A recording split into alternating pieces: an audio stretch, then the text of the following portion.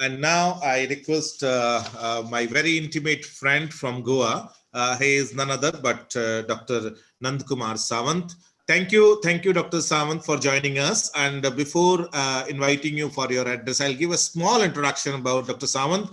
Dr. Sawant is presently a professor and head Department of Geography and Research Center in Parvati Bai Chogle College of Arts and Science, Goa. He's having 30 years of experience in teaching and research.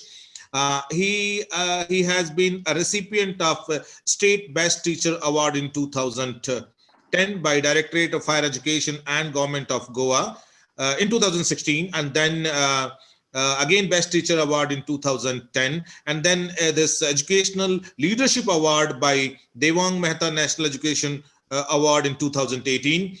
He has published extensively. He has written more than 50 articles in various reputed journals of national and international categories. He has completed 5 research projects. Professor Sawant is a visiting faculty to University of La Réunion, France, under the European Union this Erasmus program. He is on many national and state committees, like expert member of UGC Committee for Conferment of Autonomous Status for Colleges and assessor of National Assessment and Accreditation Council for Higher Education. At the state level, expert member of the technical support group, Goa State Biodiversity Board, Government of Goa, the expert member of the Goa State Coastal Zone Management Authority, Government of Goa. And other than that, I must convey here that he is a person who really changed this Parvati Bai Chogle College in such a manner that when I visited that college in 2005 and when I revisited the college in 2012, it was really a memorable experience for me. I salute your leadership, academic leadership especially, and board is yours. Yeah. First and foremost, Dr. Jitendra Soni, thank you so much. The very fact that you're doing so much of good work, you have been doing a course in research methodology and now a short-term course in giving a new insight to geography is something which good. Geography has been our bread and it has been a passion, but there are very few people who try to, maximize geography. And I think the younger generation like you are giving a wider platform and seeing the spectrum of geography in different ways. The very fact that my speaker before me, madam, spoke so nicely about the third page, and I think something which we need to look, because we have been very traditional geographers and we have been looking very traditionally. We are now thinking beyond that, and I am now also going to propose the same thing, that geographers now get into specialization. General geography देखिए कुछ नहीं होगा, हमारे बच्चों का कुछ नहीं होगा जब तक we will get into a specialization. So I am going to today actually going to a pitch. I'm going to pitch in that population geography has to now get into more specialization. So this is what I'm going to do. So with your permission, sir, I will start my presentation. I'm going to share the screen. Sure, sir. Sure. Yeah. Rather than permission, it is our privilege, sir. It's all the same. So I am talking about changing geography of migration, which is something very important because uh, today migration is at the forefront. It is playing cricket like 2020 on a very front foot. You cannot sit back, lay down, and say that okay, migration is one of the components of geography. No, I would say it's at the forefront. So first and foremost, let me thank Dr. Jitendra Soni for putting this Gyan Ganga of geography, which is in collaboration with Commissionerate of College Education, Government of Rajasthan, and of course, Department of Geography, Government Arts College, Shikar. Sir, congratulations. And of course, 164 participants is something amazing. In a physical space, in the physical space, we could have not got so many attendants, but we have not got on a virtual space of 164 is something very amazing. So my presentation would be in a very different perspective. I like to work on a micro scale. And in fact, madam also talk about yourself and things around. And I also like to do micro level studies. The fact why we should do micro level studies, because today, because of the internet, there is global knowledge. But can this global knowledge be applied to your local? So local becomes global, which is something which we need to understand. So I am going to only do a specific case study and then talk what could be the agenda for our research or for doing any other thing. So this is what, so we'll talk about global, then we'll talk about the focus on Middle East, because migration is a very, very high spectrum if you want to do on a spatial formats or on a longitudinal formats. Because if you look at historically also, it is such amazing things that happen right from the coolies to the new formats of migration that is taken place at the global level. So, I am a hardcore population geographer. My inspiration started with G.T. Trivarta, and G.T. Trivarta in 1953, when he was the president of American Association, he pitched something very important. He says that though he was a climatologist, he said that yes, population geography should be the core of geography. And he used a word called as anthropogenic. The word anthropogenic means that man should be the focus, because he says whether it's physical world or a cultural world, it is the man who determines everything. And therefore physical space of man, and therefore is a very so important component, and everything should surround. So whether it is the culture, whether it is working environment, whether it's spatial mobility, so he gave a proper direction and said this should be the agenda for population geography. It was in 1953. We are in the 21st century and population geography has diversified. And today, I'm pitching that population geography should become a super specialization and there should be migration of study and urbanization. I'm very happy to tell you that at our PG department, we have started a course of geography of migrations. We are not just teaching population geography. So for the first year students, we are teaching population geography. And the second year you choose, and I'm saying, I am teaching you geography of migrations, or geography of urbanization, because I believe that it is such a diverse field where you can talk so many things about aspects. I know whether you talk about social impacts, economic impacts, you talk about demographics, push, pull factors. We normally go in a very superficial formats, modeling, statistics, so many things are there. And therefore, today I pitch that we need to talk about geography of migrations. Why? The question is, why do we need to do that? First and foremost, the world is getting urbanized.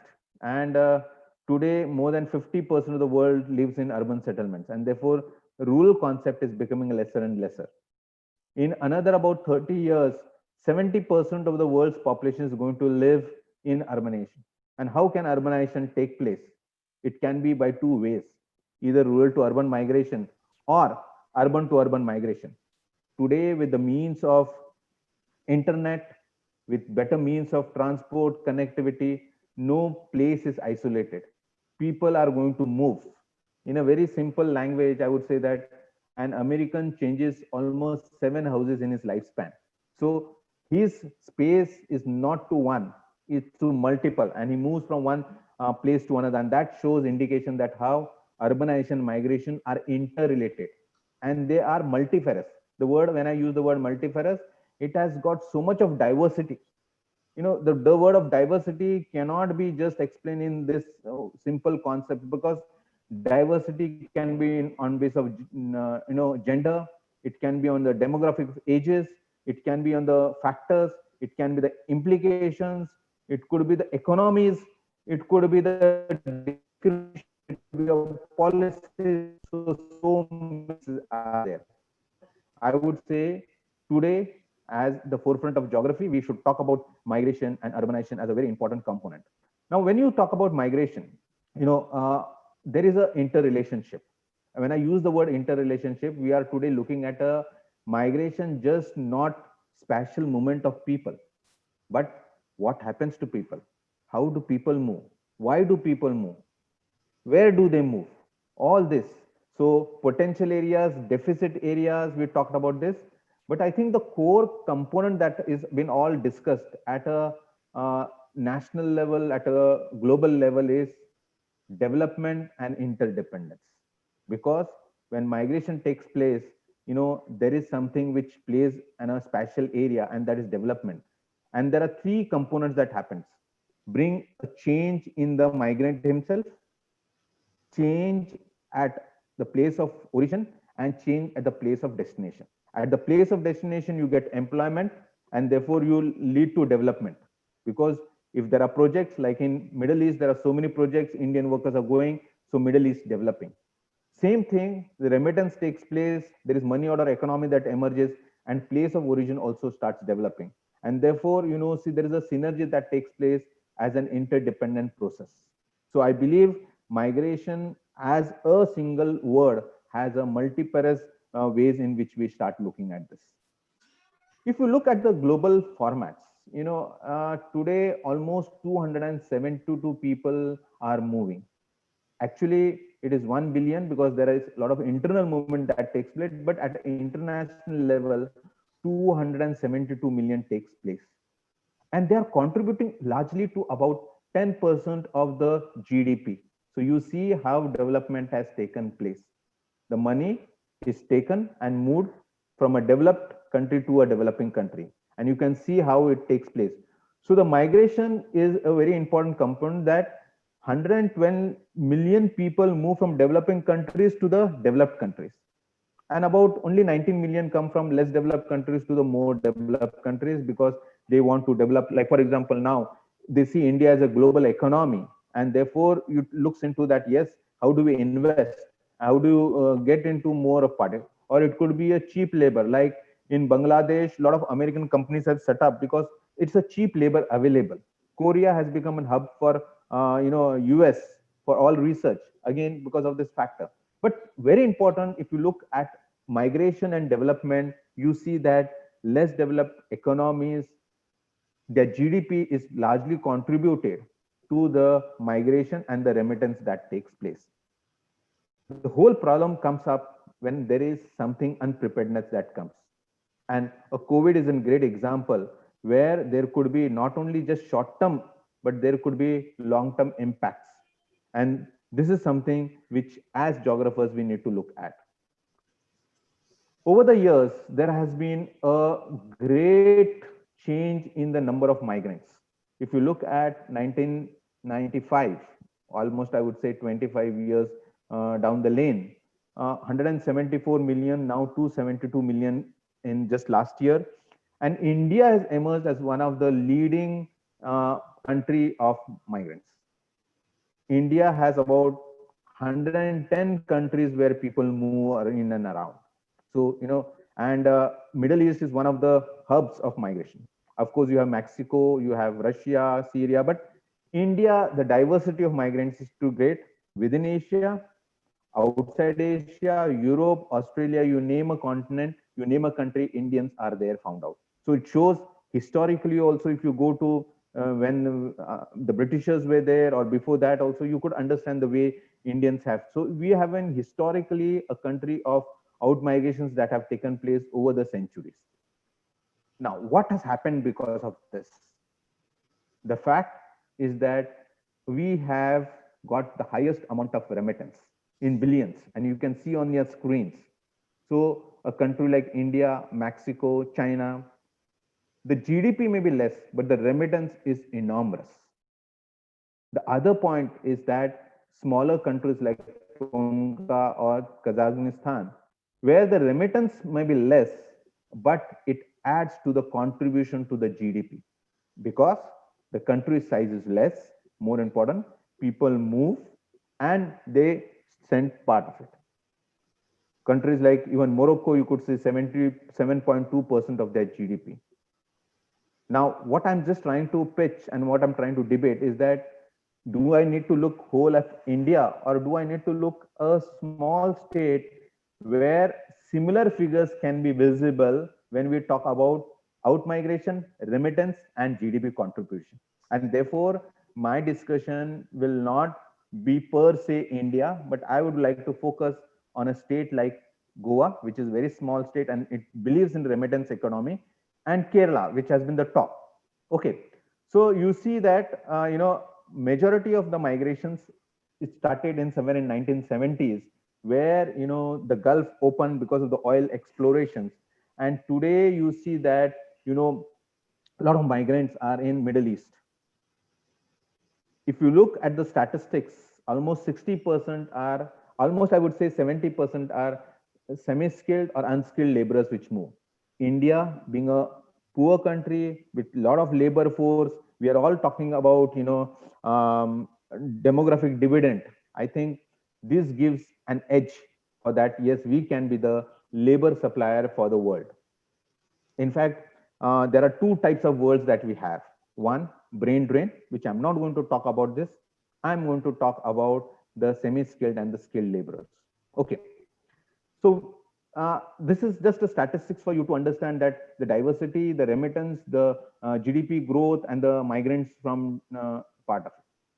So what has got COVID to do with migration? Does India get affected with COVID, or does it has a long-term impact or a short-term impact? And this is what we are going to review by this small little presentation that I have for you people. Let's take this example. Is there interrelationship between COVID, migration, and spread? And this is a great example. Wuhan, which is a part city of China, and a lot of almost lakhs of Chinese citizen works in Italian factories. Italian is known for fashion, a lot of textile. Because of the cheap labor, Italian garment, 90% was a Chinese. They celebrated the New Year and flew back to Wuhan, from Wuhan to Italy. And that is where the spread of COVID started. Two major implications. First, death of people, because Europe as a continent, we know, is a aging continent. We call it a white continent. Proportionate of the population is in the old age bracket. For example, Italy, almost 32% of the population was 60 plus. Second very important thing is that $100 billion industry just collapsed. See the repercussions that have taken place and who has to be blamed. It is the migration component, which has been a very important part of it. So very importantly, today we are just talking about something very important. I have put a map for you, which shows that in January, what was the status? In Feb, what was the status? In March, what was the status? And by April, what was status?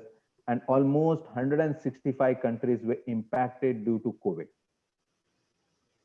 If these countries could have been isolated, there could not have been something called as the spread of the COVID. So it is the migration which has played an important role. I would pitch and I would say it became an issue of national security. Why I'm saying this word of national security? Because close downs, no international flights, no international movement of people. It became also a biosecurity. It was just not national security, but also the biosecurity that became a very important component. This map very clearly shows how restrictions were involved in all the countries, partially open, partially locked, and many other things. And Mexico, which has the second largest of migrants, said amidst COVID, future of migrants to US is in limbo, means in doubtful formats. So a country which depends on remittance economy was shattered because of the spread of COVID. And what do we do with the remittance economy? Countries landlocked, they said, no, we don't want anything, but we want safety. And this is what we call as the biosafety, which became a very important buzzword during this time. Okay, in Indian context, which I'm not going to talk, but we all know that this was considered to be the largest exodus, much more than the Indian park. People in trains, walks, flights, everything. And there were amazing stories, people walking, cycling, and many other things. One side it showed the endurance of the Indians, but all other side it shows the vulnerability. who were the vulnerable groups, who were marginalized groups. So again, I'm just trying to correlate something, whether it's in Middle East, whether it's in India, who gets affected the most is the marginalized group. And this is something, a very important concern when we talk about migration and growth. So if you look at this Indian diaspora, because we are talking about Middle East, why did I choose the Middle East and why is this? You see that the highest proportion of people within the country are, Gulf, and Gulf has been the part of it. And this is more importantly for the semi-skilled and the unskilled people. And I have given you the statistics of where and part of it. And therefore, my focus of this presentation is on the Middle East. Within the Middle East, if you look at remittance that we have, as I told you, India has got the highest remittance, then came the China. But within India, if you look at the remittance, Kerala tops 19%, put by Maharashtra, then Karnataka, Tamil Nadu, and others and anything. But Kerala has a remittance economy. 1/5 of its state domestic product is contributed from the remittance, and most people go to the Middle East. So historically, how does it work on? Kerala's have been always known for adventures. If you look at the old schools of migration, whether you go to nurse or hospitals, all nurses were Keralites. So it shows that whether it's men or women in Kerala, always thought of going out, being adventurous, taking up suitability of the job and work. Whether you go to Mumbai, whether you go to Chennai, Delhi, or any other place, or even to small places. I was in a place called Belgaum, and you could find their Keralites. Keralites have been entrepreneurs, and I would like to also put on that, and they have been able to accept any type of work. I hold from a very small village of Maharashtra, and now a new thing has come. A lot of Keralites have started doing agriculture in this.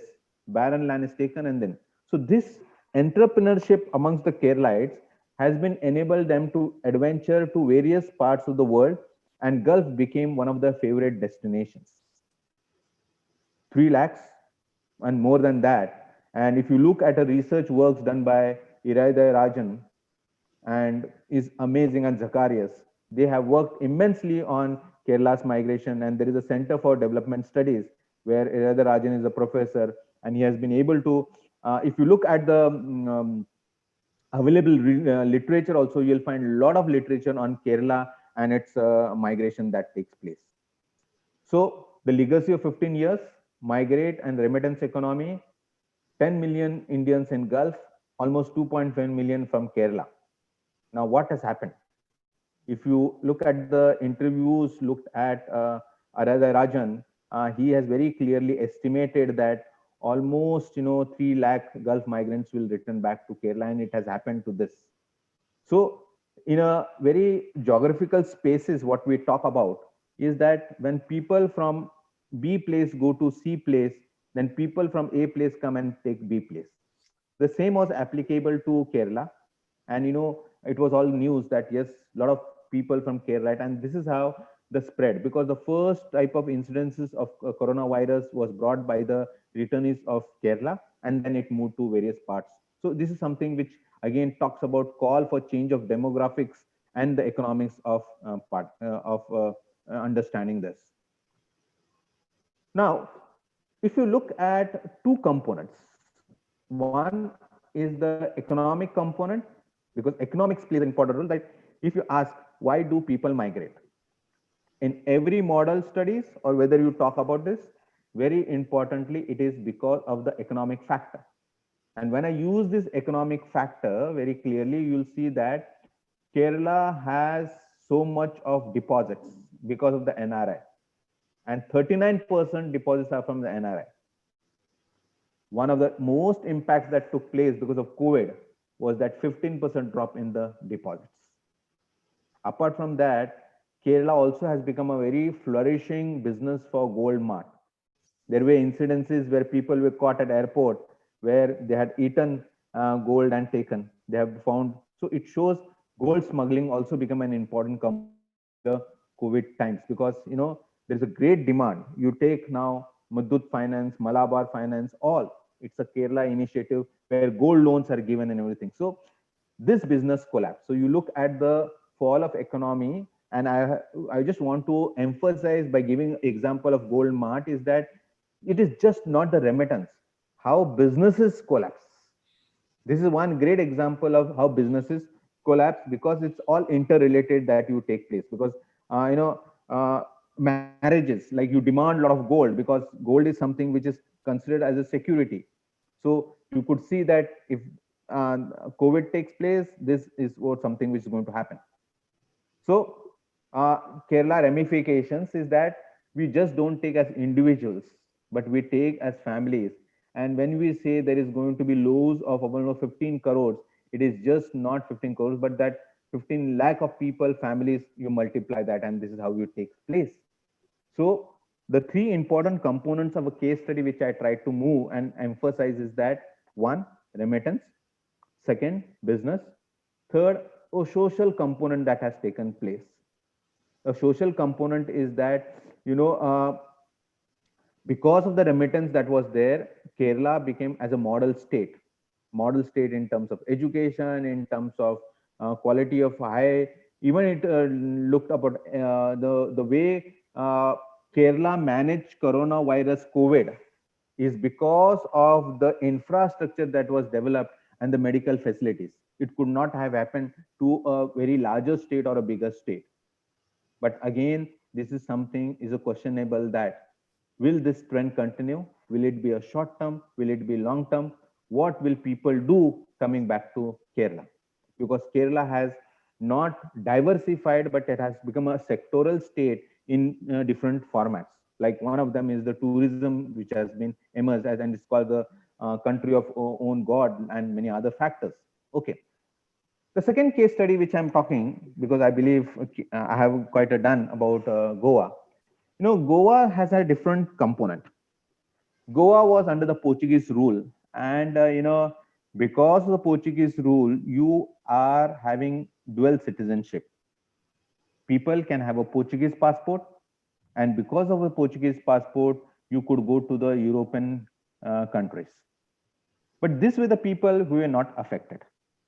But there were another component which happens is that a lot of these shipping industries since the Portuguese time preferred Goans because of the cultural linkages. They could speak English, they could eat pork, wine, drink, and I think which is more of a Western world. And therefore, the two important migration streams in Goan context even today exist after the post-liberation also is the seafarers and people going to the Middle East. In fact, in every village, every house, you'll find at least one going abroad and working. And we, in a very Konkani language, name them as Kuwait cars. The word Kuwait means Kuwait is a place, Kuwait cars and Dubai cars. And there is something boat. So boat means the seafarers, boat cars, we call this. But as per the migration report that came in 2008, the state domestic product, because of the remittance economy, was almost 8%, but it's believed now because mining stopped, it increased to 12%, and therefore it is a substantial contribution. Again, at a regional level, you find which are Catholic dominated villages, there the remittance economy is extremely very high. The economy of these villages thrives because only of overseas migration and the money that comes in. Now, what happened was that lockdown in Dubai. So you could see the newspaper only talked about Kerala and Goa. That shows what is the contribution of the Goans and the Keralites in the Middle East, in the development there and the development over here. So I'm now again going to give 2 or 3 examples what talks about. We did a little small little research that took place where I compared between the people who go abroad and the local people who stay back. And one of the social status, because I talked about economic status in terms of Kerala, but I'm going to talk about the social status in context of Goa. What do you see here very clearly is that immigrants the people who go want to show their social status, and one way is that the magnificence of the houses. So you see how, where remittance come, it gives a development. So if you come down to Goa, you will not find villages like a typical Go villages in India. You will find magnificent bungalows, and you say, okay, it's very nice. Weekend holiday homes, part of it, because ideas have flown in, people have money, people want to this. Now, what has been the implications of this? The cost of living in Goa has increased for two reasons. One, tourism, and second, because of the remittance economy. People earn very high, are ready to spend, lack of labor shortage, and you will be surprised that there is high amount of inflow of migrant population that has come down to Goa because local people don't want to do manual work. They want something which is high end work, and therefore there's a great demand for manual work. Average annual daily wage for Goa ranges between 600 to 1000 rupees, as compared to other states is much lesser. And therefore, for Indians, Goa is a Dubai. So you see what I'm just talking about, how migration trend analysis takes place, A, B, and C places. People from B have gone to C place, and people of A have come to B place, and that is how there is a flow of remittance. So what I'm just trying to emphasize is that from a meso to macro, macro to micro level, that means from Dubai, money comes to Goa, and from Goa, it's now going to different states of India because people are coming here. You'll find Rajasthanis for tile making. You'll find so many Gujaratis have started the business. So this is the network of chain. So what is that? The multiplier effect, which I'm trying to emphasize. The word multiplier is that if money does not come from Dubai, it will not flow to the rest of states of India because the laborers will not. So it's a net, and there's a good research that takes place because we talk about how there is a networking that takes place and multiplier effect. So I, as a researcher, I would like to now say that I will not only do a research that people Goans working in Middle East send money over here, but people working from other states, how they have brought an improvement in their lifestyles. And that's a good research area which we talks about. I did a small little survey and a sample survey which I walked about and said that what was happening to people, seafarers and Middle East people who came down from when COVID took place. So, first was the first fear factor. I will use the word as reaction. Is that everybody said, I want to go home. Again, if you look at the age part of it, those who were married, those who had families, the first thought process that came is that I want to go home and I want to be with my family. During that time, death was something which was on the first red lines. So people said, because COVID, I would get that. And second thought that is that I may lose my job. So given a choice between lose a job and go home, people prefer to go home. I have a student who works in Singapore, and his wife became so paranoid, said that, yes, you have to come back home with children, with aging parents. And he said, yes, I will come back. So, see the dilemma of people in the context when COVID took place. This is the first reaction. Now, once you come home, what do you do? There are psychological implications. There are financial implications. Financial implications, yes. People have now thought, yes, I will use my FDs and run the family. Again, second thing is that focus on basic needs, not do a luxurious life. Actually, if you look at Goans are very easygoing, very lucky and everything, and they want to spend money when they come back on vacation time and everything. But here you could see a flip side of this. And third thing is that, they want to magnify, stop construction, but. But something which is very important, when we talk about sociological and psychological implications, friends and family became a very supportive part of it, but the society did not treat them well. Once these people who came from abroad, they were looked as as something external people, and they would be the carrier. Now, why I'm saying this, if you have looked at the newses, Goa was first one of the country states along with Sikkim as green zones. And the very fact that when the government declared that we are bringing the seafarers and people from Middle East to back, Goans back to this, a fear psychosis came into the community that yes, these people will now bring COVID and we may get COVID. And therefore, the society, the community did not welcome them. And this is something, a psychological pressure. In one of the case studies which I looked, he said that yes, I went through my own family members, when I use the family cousins, did not even come to meet me, and I had to go through a psychological treatment through a counselor. Okay, so this is something which is has the impacts of such a unprepared event. If you look at now, because something which has happened before, during COVID, and now I'm talking after COVID, what happened is that, if you look at the elderly people who were having families and everything, said, I don't want to risk, I will try to start some business here. Maybe some family business was run, maybe online business. And in my case studies, which I found that some people have started their own family business, like they have the poultry farm, so start with the poultry farm. Some people have gone back to agriculture and plantations. Few people have started with online business and another thing. Few people, if you look at the Goans, they were mainly working as for hotel industry as stewards and many other things. So they started saying that we will start a small little enterprise of housekeeping, deliveries, and many other things. And a few are still waiting and say that, who are young, who were just passed out unmarried, say that, okay, I'm ready to go back and take a risk and wait for the new contract. Now, what is important when we do a research is that within the community, there is a competition that takes place. You have come back and you want to now compete with us. So this is a threat within the community that takes place. Second threat that takes place is that I was earning well there, I had a quality of life. Now I will not get the same amount of job.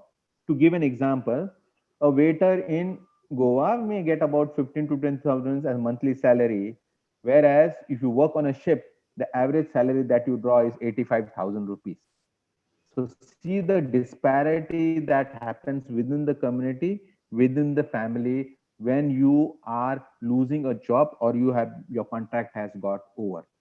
So, what I'm just trying to tell you is that it's a very important context of migration when we talk about people migrate, come back, and revival of migration. And that is what I'm going to put by looking at these two case studies. What is the agenda that has to be looked at as a migration as a concept? So, but before that, I also would like to say, when I take Goa and when I take Kerala, because India as a whole may not get affected because of the largeness of size. But what I just want to tell you is that a country which is smaller in size, like Bangladesh, where it survives, as I told you, on people going and working, maybe in India, maybe in Middle East, maybe in a lot of East Asian countries. And when they are brought down back, it brings a tremendous impact on the countries because it depends on informal labor. Second thing, it's a poor country, so living conditions become more bad. Second, remittance, food insecurity, and Bangladesh is always prone to a lot of natural calamities. Today, Bangladesh is on the top priority of climate change, and Dhaka has become a city for resilience. So you see the multiple complications puts a country back. So what I would just like to make a punchline is saying crisis within the crisis when migration comes to an halt. So looking at this, what I would like to say is that we will look at what could be the agenda. Decrease migration, decrease remittance. So significant macro impact. When I use the word significant macro impact, that means larger countries will not get affected, but smaller regions and smaller countries will definitely get affected. A country like Tonga, which is in Asia Pacific region, where the remittance is as high as 65%. Now, just if migration stops, there decrease in remittance, and it would bring a significant impact on their socio-cultural economic life. So macroeconomic impacts are more very important. Second is uh, which place will get affected? A country or a place which has multi-dimensional challenges. When I use the word multi-dimensional challenges, it is just not the migration, but the climate change, internal conflicts, lack of job opportunities available. So all this, when you took, there is going to be xenophobia. The word xenophobia means insecurity and conflicts that will take place. Third, very important, which we talk about is the inequalities within the country. When I use the word inequalities within the country, is that those people who did not come back and stayed back in those countries, say hoping, but they live with a larger insecurity. When I use the word larger insecurity, yes, they can be laid off anytime depending on the money that is got. Like in Middle East, now a lot of projects are getting closed down, and therefore workers who are working there are living with a lot of insecurities that they can be laid off anytime. Second type of insecurity is that cut down in the salary, reduction in the salary. I was being paid 1,000 dinars. Now you need to work if you want to be here at 600 dinars or 400 dinars, because we want to cut down and optimize the part of it. The fourth point, which is a geographic reorientation of low skill economic migration. When I use this word, that low skill laborers will be looking out for opportunities, but the question is that, are they aware? Those who are highly skilled, they are on internet, they are on networking and everything, and they know that there are opportunities growing here and there. But what about the low skilled economic? Low skilled economic migration is purely a chain based. A person intimates or the agent works, and that is how it works out. They are not aware of where are the opportunities available. Apart from that, knowledge of the place is very, very low, and therefore their geographic reorientation is something which is going to be an agenda. And last most important thing is that there will be two types of people who will be thinking at different levels of migration. One, younger, who wants to take a risk, but there is an elderly population which will say no. And that is not only going to be on international migration, but also at the national level. Like, for example, people who worked in Mumbai would have come back, started agriculture and other things, and say, okay, I earn so much, I will still stay here, and I do not want to go back to Mumbai because the cost of living is very high, and I would to be sustainable part of it.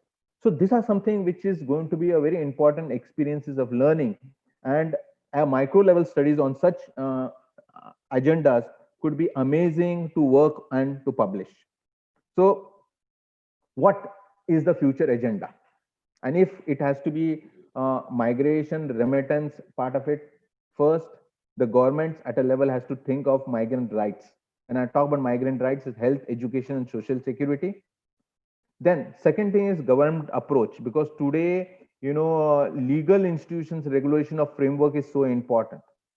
People still do a lot of illegal migrations, and when such situations occur like COVID, they are not the registered people, and therefore evacuation, help, services becomes a question mark whether they are the citizens of X country versus Y country.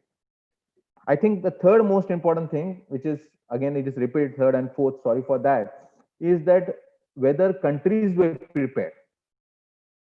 For example, when COVID took place, whether India as a whole was prepared to receive the migrant population, or whether those countries, host countries, were ready to have what were the protocols, what were the SOPs for those people, for migrants. Like Middle East said that yes, Those who are from other countries will have their own stay and they will not mix with the local people. What about their children? What about their families? So there are so many questions that need to be looked at.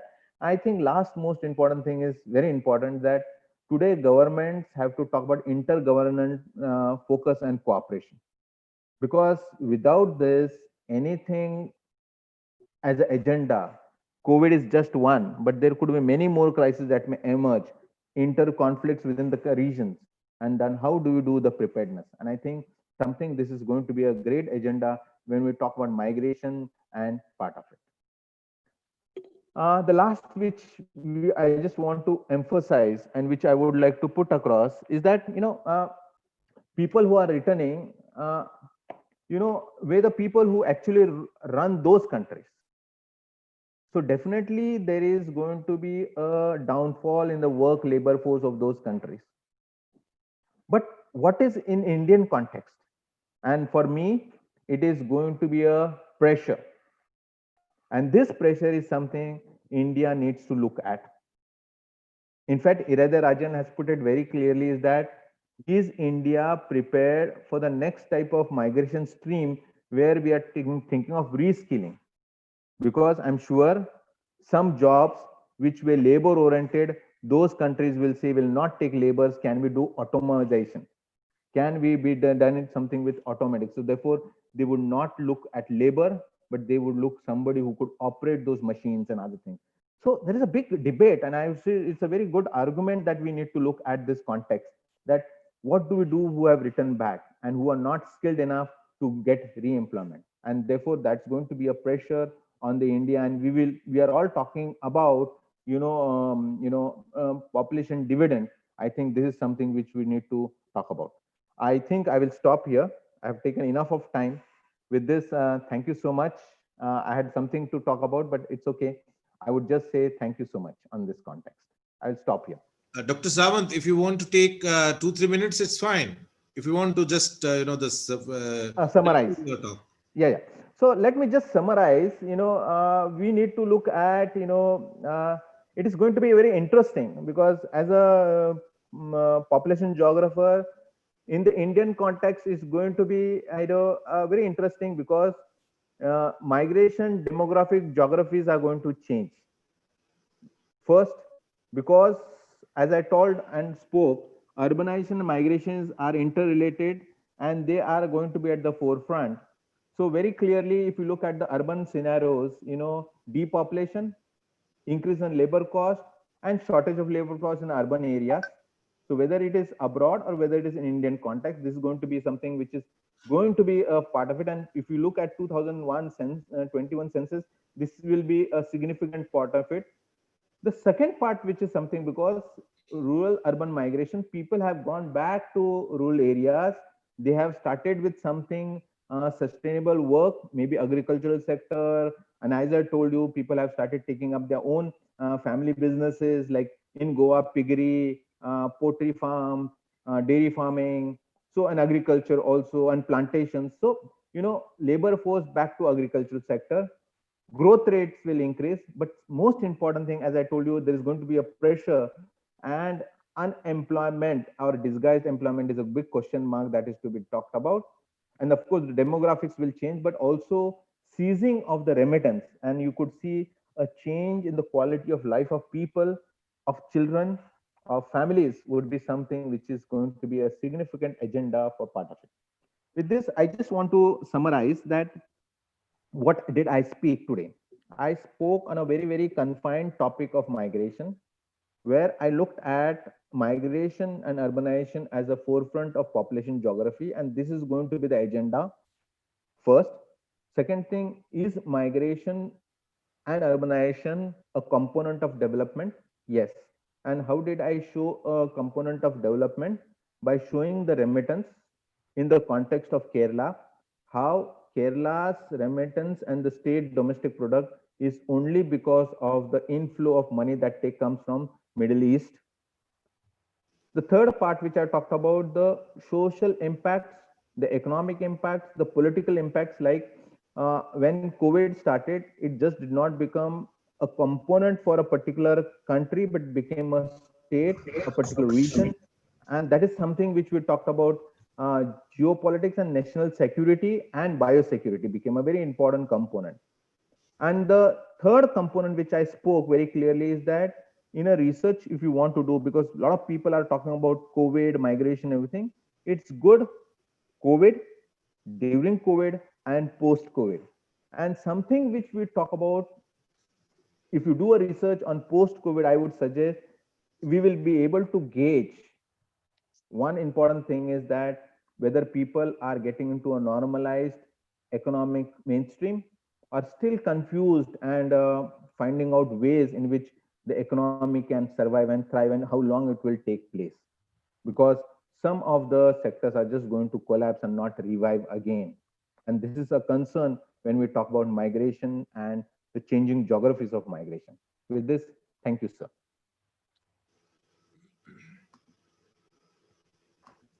Thank you, sir.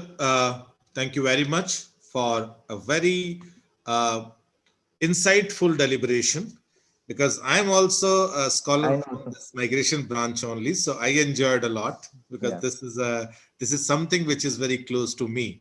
And I'm very thankful to you, because you have given an approach to deal with such type of issues, how we can go for the research in such areas, and how this entire the gamut of migration is taking a new shape, or taking a new shift, and how we can have a close eye on the recent changes which are taking place. Thank you, Dr. Sawant. Thank you very much for sharing board with us. I'm giving thanks from the organizers, Commissionerate College Education, Government of Rajasthan, Jaipur, and Department of Geography, Government Arts College, Sikar.